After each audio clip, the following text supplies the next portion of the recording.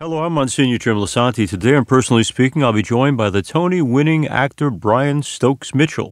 Brian is an actor and a singer on Broadway, television, and film, and was dubbed the last leading man by the New York Times. Please stay with us.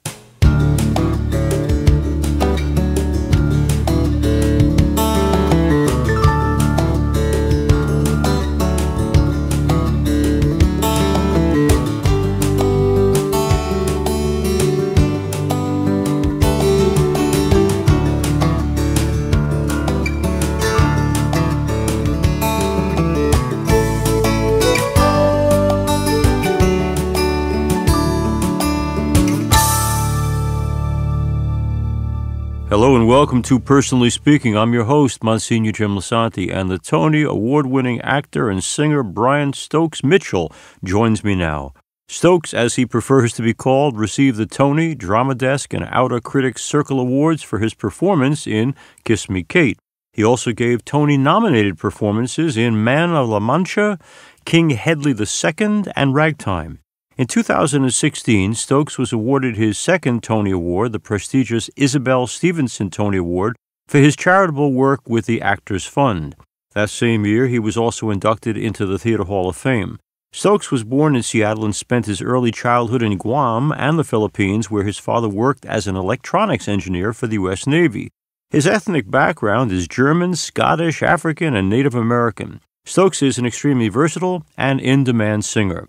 He's made multiple appearances at Carnegie Hall and has been invited twice to perform at the White House. From 1979 to 1986, Stokes was a regular cast member on the medical drama Trapper John, M.D. His most recent recurring television roles have been on Madam Secretary, Mr. Robot, Billions, and The Good Fight.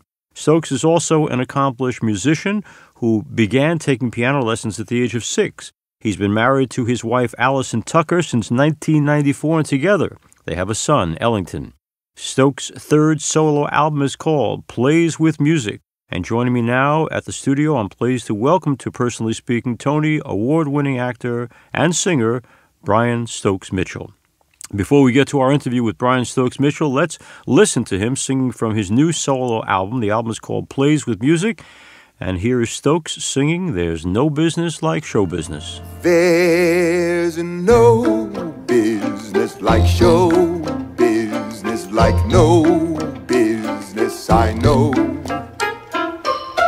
Everything about it is appealing, everything the traffic will allow. Nowhere could you get that happy feeling when you are stealing that extra bow. There's no people like show people. They smile when they are low. Even with a turkey that you know will fold, you may be stranded out in the cold. Still you wouldn't change it for a sack of gold. Let's go on with the show. Brian Stokes Mitchell, we're going to call him Stokes the rest of the show. I am holding his new CD called Plays with Music.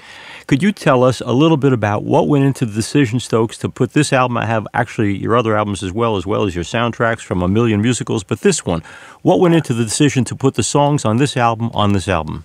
Well, that's an excellent question, and thank you for asking it, because I kind of suffer through that when I'm putting an album together. It started out as a very eclectic album, actually a quartet album, and with Brazilian tunes and show tunes and jazz tunes and some folk tunes and everything.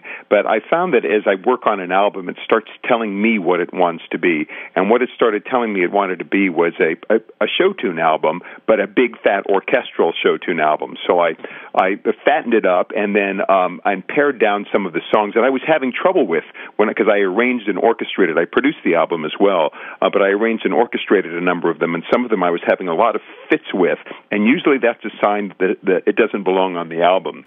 Okay. So what I realized is what this album is it's kind of my ode to joy, I guess, for lack of a better word. It's an album about kind of finding playfulness, happiness, your own joy spot in your life. And that doesn't mean every song's happy.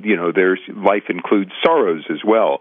And so that's kind of short, in the short version of what the album is. Now, Stokes, a.k.a. Brian Stokes Mitchell, has this album, which I hope our listeners will get. We're going to tell you how by the end of the show. But he also, obviously, many times, and I've been blessed to see him sing live, both on Broadway and elsewhere. He has shows coming up, the Encore series, the performances, March 18th through March 22nd. Tell us a little bit about Encores.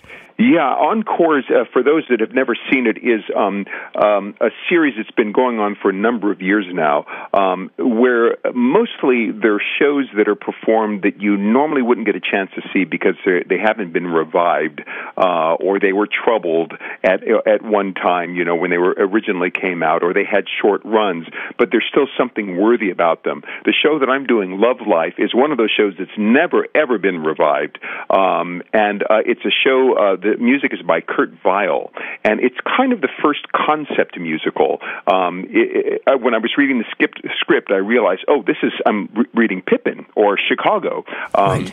And some of these other shows, it's kind of set in a vaudeville way, but it's really a show about marriage and love and divorce.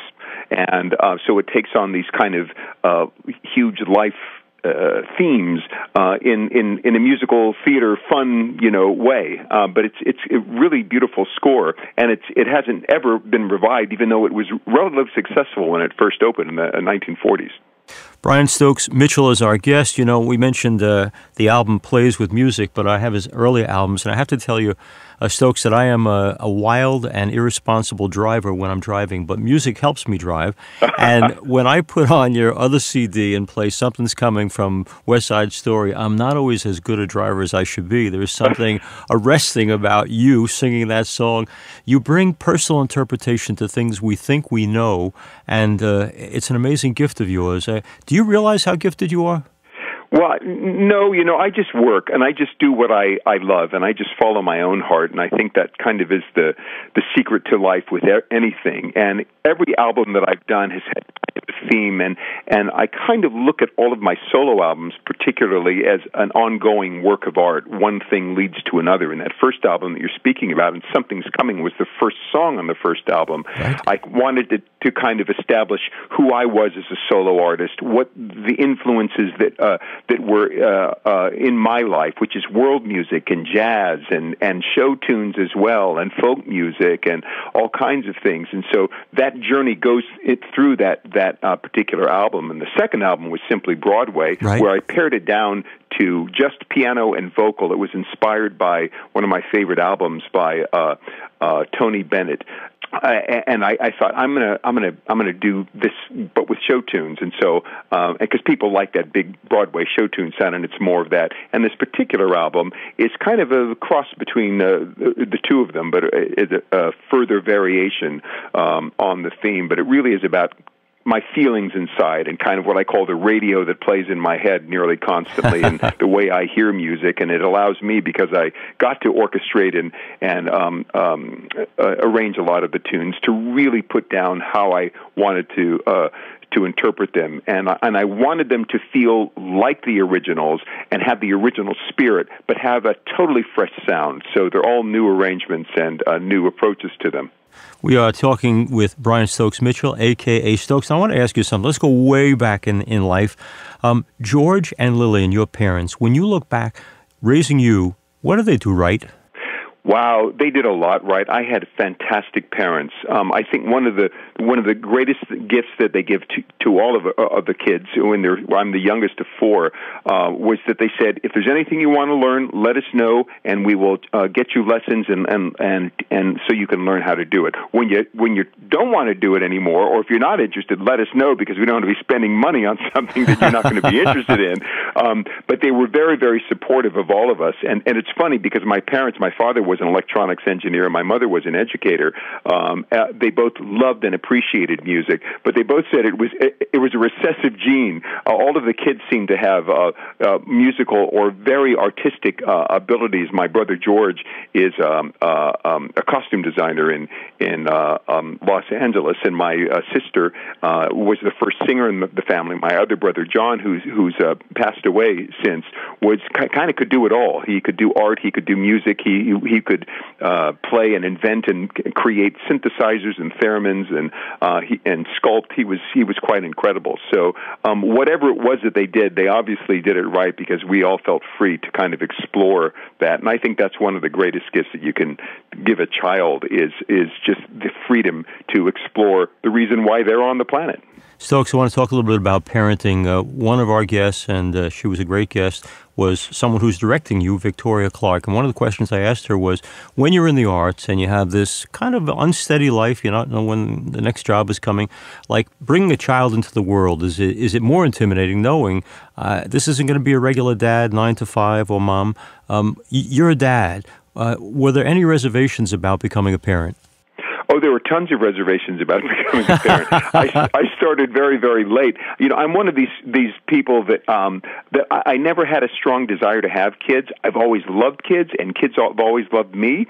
It seems, but I never was one of these people that, some people just know they want to be a dad. They know they have to have a kid, and I was never that kind of person. I'm so glad that I waited as long as I did, because knowing all of the things that you said, a show business career is incredibly demanding. It's almost like having a child. It's kind of like its own child. It's demanding, and it throws tantrums, and it's it's difficult to be around sometimes, and it's joyful and it's wonderful, and but it takes a lot of energy, and I know how fragile and incredible children are, and important it is to put your attention into them.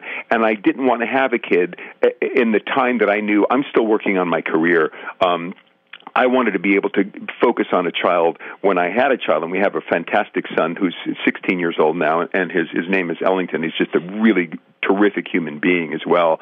And one of the things that I did to change that, actually, was I moved from doing 8 shows a week on Broadway. I went into the concert world, which allowed me to do, I would do somewhere between 20 and probably 40 or 50 concerts a year, but, that would be a day or 2 days in my week, as opposed to 8 shows a week. So it really gave me the time to be around him and raise him. So I think it's an incredibly important thing. And Vicki, I'm so glad we've had lots of conversations about this, because she is the one who's directing Love Life at Encores, and so that's been a part of this journey and conversation that we've had about that very show. Stokes' son is Ellington, and I want to mention, he mentions now moving toward concerts, that on April 27th, Brian Stokes Mitchell will be starring in Ragtime, the reunion concert, and that's going to be where? That's going to be at the Marriott Marquis. This is a concert that's being done as a benefit performance for the Actors Fund, which is a charity that I've been the chairman of the board of for 15 years now. And it's called the Actors Fund, but it's not just for actors. It's for anybody who's made their living in show business and the performing arts. That's, singers, dancers, actors, writers, camera operators, curtain pullers, ushers, agents, managers, anybody who's made their living in times of need or crisis or transition. And this is something we've been putting together for a long time. It's such a beloved show, and people are so excited about it. We've been trying to do it for a couple of years now. Unfortunately, we lost our leading lady, Marin Mazey, to ovarian cancer just last year, and so we finally been able to kind of get back up on our feet together and make this happen. But it's going to be a reunion concert of the original Broadway company, and it's really, really exciting. And man, do we need a show like that right now? I mean, It covers immigration, it covers women, the Me Too movement, it covers Black Lives Matter with Coalhouse, and it's about what makes this country so unique and so interesting and so crazy making and so wonderful. Right. That's what the show is about. It's really based on the book by E.L. Doctorow, of course, with the book for the musical written by Terrence McNally, and Stephen Flaherty and Lynn Ahrens did the music and lyrics. My first experience of seeing a Broadway show with Brian Stokes Mitchell and the great Marin Mazzie was Kiss Me, Kate, and I was knocked over by both of them. And it goes to your point earlier today, Stokes, about this 8 times a week. Where in the world, I go out of my way to bring parishioners who have not gone to theater before to see Broadway, and these kids, when they see it, it's like, but how? How do they do that every night? How do they make it fresh? This isn't TV. This isn't movie. We tape it and we run it. This is tonight and tomorrow and this afternoon, making it something. Where do you find, Stokes, the energy, the dynamism to make it fresh for that kid from my parish who's never seen a show before?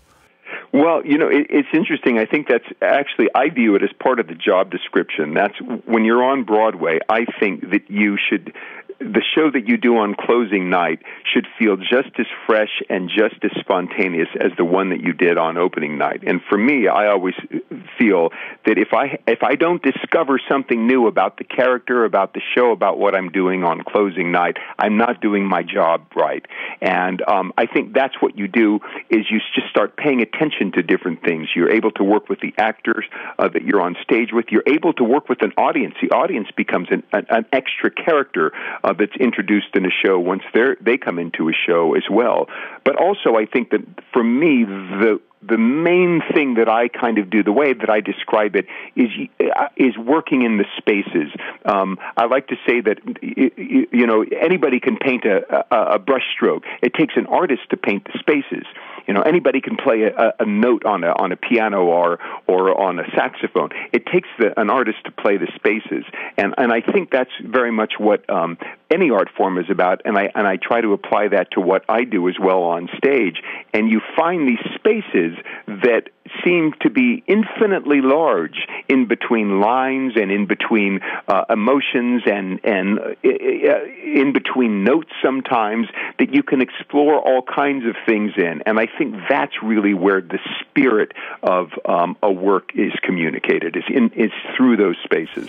Our guest is Brian Stokes Mitchell, a.k.a. Stokes. We have been playing pieces of his album, Plays with Music. We mentioned a few moments ago Marin Mazzie, and I said to her when she was on our show, Marin, when I went to see you in Kiss Me, Kate, Marin Mazzie, I presume you're a nice Jewish New York girl. She said, no, I'm Italian Catholic. In fact, I mentioned that, especially in this week in which we are, all of us, heartbroken about the passing of Kobe Bryant, because one of the things I was struck by, I never knew him as a great basketball player, but never knew anything about his personal life. So I find out that on Sunday, the day he died, that he and his daughter went to the 7 a.m. Mass. Apparently, they went to Mass every week. They were practicing their particular faith. I mention that just by way of a background. For you, Brian Stokes Mitchell, the spiritual life, how did your parents introduce it to you? How was it fed? Tell me a little bit about that. Oh, that's such a great question. That's a huge part of my personal life. I was raised in the Methodist Church, actually, but I was raised overseas. My father worked for the Navy, so we had on the base in Subic Bay in the Philippines, we had a Catholic church and we had a Protestant church. Okay. And I might add that the Protestant church was this Quonset hut, and I remember the Catholic church being this really nice building on the base. Hey, what's going on here? But it's interesting because for the Protestant, in our Protestant Quonset hut that we had, it depended on the minister that would come through. Sometimes it was a Lutheran minister or a Presbyterian or a Baptist, Right. We would get different ones. So you got exposed to kind of different styles of these different preachers. I was always involved in the choir. I was an acolyte who lit the candles as well. And then later on, when we moved back to the United States, I actually became the organist in my church at the age of 14. Wow. Up until the time that I left, which was 17 or 18, to move to Los Angeles. So I was always very much involved in the church. But I've also been very spiritually curious all my life, and I realized recently that I think more than anything, I've been kind of on a search for the nature of consciousness, which if you find that, you kind of find, what is the nature of God, and you find also what is the nature of human beings, and what is the nature of existence. I've always loved the big questions, yes. And I feel like I had a spiritual awakening of sorts when I was 14 years old. Something I just woke up in me, and I think one of the things that started it, I read Norman Vincent Peale's The Power of Positive Thinking, and it was the first time I realized as a young teenager, oh, I have this mind, and I can kind of control these thoughts, and they're something that are very important, and you can create things with these that begin with these thoughts.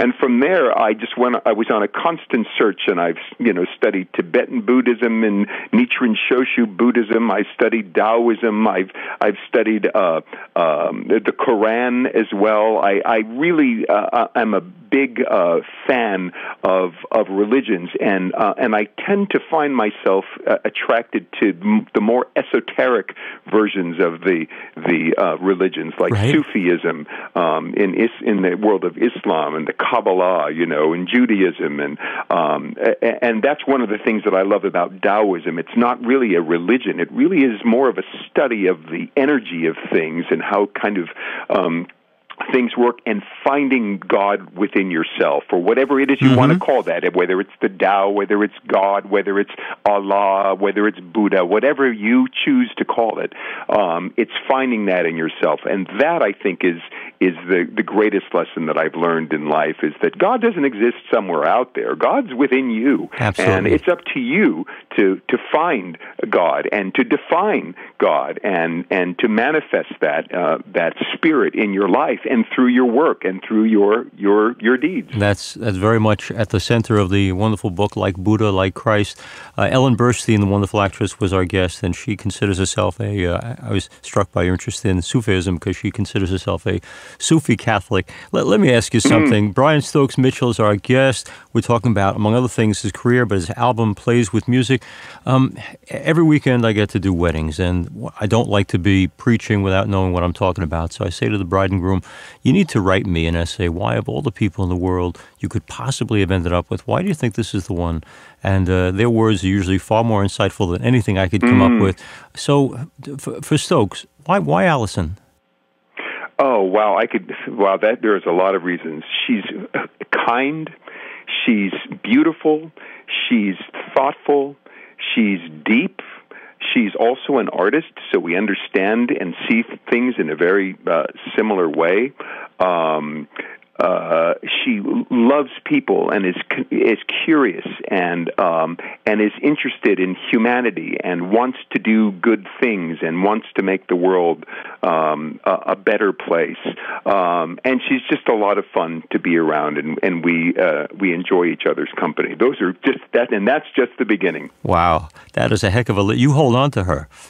Yes, I have. We just celebrated 25 years, actually, a few months ago. So, and you give me great hope, too, because I, like yourself, am a 1950s baby, and if you can be happily married, there's hope for all of us, especially with Pope Francis. We're hoping he opens that door as well. You mentioned, Brian Stokes Mitchell's our guest, you mentioned, these critical times that we're living in, and on this new album of yours, one of the things I love the most is your version of What a Wonderful World. I had the privilege many years ago of interviewing and becoming friends with Frank Capra, who, of course, produced It's a Wonderful Life. Yes. Do you, in light of this critical times we live in, this crazy world, this divided world, is Brian Stokes Mitchell nonetheless a man of hope? Yes, I am, and for a lot of different reasons. First, we've as crazy as our country has gotten now, there still is a glow of hope that I think goes through everything that we've done. For those of us that have been fortunate to have traveled outside of the country and have lived outside of the country, it's a very valuable lesson, because you get to kind of see your country through another person's or another country's eyes, and you start to appreciate what we have here as opposed to some of the other places in the world. And I think that's one of the things that we have. I think one of the things that's disheartening about these times right now is it seems like a lot of the things that we had hope in are not giving us strength right now. What's happening in our government and the all the fighting and the squabbling that's going on there, and it doesn't seem to be that it is for the people and it is about the people. It seems to be about a bunch of really wealthy folks that are just looking out for their interests. So, but finding the hope in that, and you find, I think, the hope in still the ideal of what this country is about. There's a song on the album, actually, that I put on that I thought I absolutely have to put this song on the album, called Flag Song. And it was a song written by Stephen Sondheim about 30 years ago now. It's a song that not very many people know because it was originally cut from his show Assassins that he wrote. And he asked me about 3 years ago to sing the song at a benefit performance, and I fell in love with the song. And I have to say, if somebody asked Steve Sondheim to write a patriotic song for our country, for today, for everybody, I think this would be the song. It kind of gathers our heads and hearts and puts them back in the same place. And it's what I love about being an artist.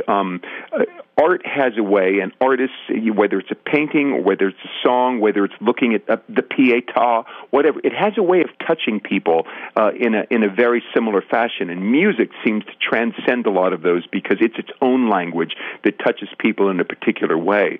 But I can't think of anything else other than art or a traumatic circumstance in somebody's life that can change people's way of thinking in an epiphanal moment. A person can go to a show, a Broadway show, or a movie, or symphony, or a ballet sometimes even, or an opera, and come out entirely changed. You see the world differently, you see others differently, you think differently, you become a very, very different person. And I've personally had experiences with people telling me stories about that very kind of thing, and I know how being in an audience has affected me as well. I want to thank Brian Stokes Mitchell for being with us and Personally Speaking. I ask my listeners, please pick up this new CD, Plays with Music.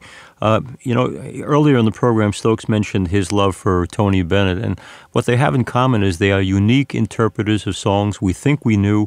We hear them in a new way because of the gift that Brian Stokes Mitchell has to interpret music. So please go to his website, www.brianstokes.com, or go to www.brianstokes.com. What other way can they get the CD? How can they get it? All the usual ways. They can go on iTunes. They can go on Amazon. It was distributed by Broadway Records. They can go on the Broadway Records site as well. They can get it as a CD or download it. It's not streamable at this point, but it is available for download or for CD. And I kind of hope those 5 people out there that still have CD players will get the CD, because there's a lot of interesting things on the inside too. I put a lot of attention in, what I wrote on the inside, and just thanking the musicians. It's like the old days. Remember when you used to get an album and you could sit down and you'd listen to it and read who was on it and read the liner notes. People don't do that anymore. No. So, I hope people are able to get the CD as well. We thank Stokes for being with us. As we end today's program, I want to thank you all for being with us. And to listen to Personally Speaking as our podcast with some of our most recent shows, please go to YouTube and search Personally Speaking with Monsignor Jim Lisante and subscribe. You can also listen to past episodes of Personally Speaking by going to www.closeencountertv.com and clicking on the radio button at the top of the page. And additionally, Personally Speaking episodes are also available at www.ollmp.org. I'm privileged to serve as host and executive producer of Personally Speaking. Our producer is Lisa Jandovitz, our engineer is Rocco Vitolo, and our audio facility is Creative Media Design in New York City. Thanks so much for joining us. We'll be with you again next time on Personally Speaking.